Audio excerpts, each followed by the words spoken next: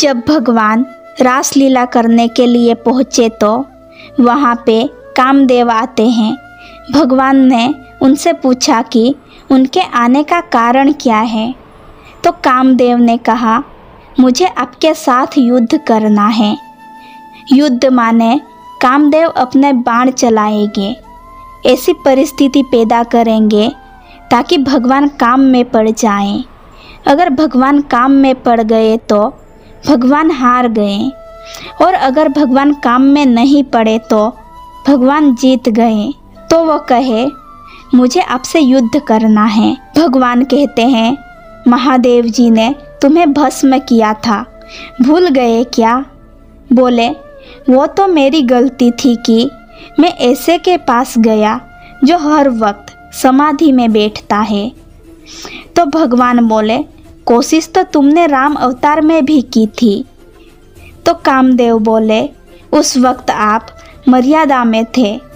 श्री राम का रूप है मर्यादा पुरुषोत्तम। वो मर्यादा में रहकर हर काम करते हैं, यानी जो नियम बनाए गए हैं समाज के, उस नियमों के अंदर रहकर ही उनको काम करना है। वो नियम नहीं तोड़ सकते, इसलिए उनका नाम है मर्यादा पुरुषोत्तम। वही भगवान श्री कृष्ण उल्टे हैं। कृष्ण कहते हैं, जो जैसा है उसके साथ वैसा ही कार्य करो। जब कर्ण को मारने की बात आई तो अर्जुन ने कहा, वो निहत्था है, उसके हाथ में शस्त्र नहीं है, और युद्ध का नियम है कि निशस्त्र पे वार नहीं करना चाहिए। तब भगवान कहते हैं कि किसको धर्म सिखा रहे हो? उसने कितनी बार धर्म का पालन किया? तो श्री कृष्ण कहते हैं कि जो जैसा है उसके साथ वैसा ही रहो। तो यहाँ पर उसने कहा कि आप वहाँ मर्यादा में थे, और भगवान कितनी मर्यादा में थे। श्री राम अपनी पत्नी के अलावा हर स्त्री को या तो माता के रूप में, या तो बहन के रूप में, या तो बेटी के रूप में देखते थे। इतनी मर्यादा में थे। तब भगवान ने कहा कि तो अब क्या चाहते हो? तो कामदेव बोले, अब आप किसी मर्यादा में नहीं हो।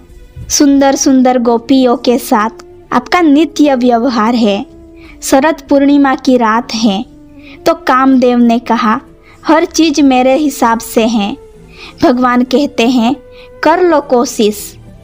उसने बड़ी कोशिश की, इतनी परिस्थितियाँ पैदा की, पर भगवान तो क्या, पर किसी गोपियों पर भी एक भी असर नहीं पड़ा।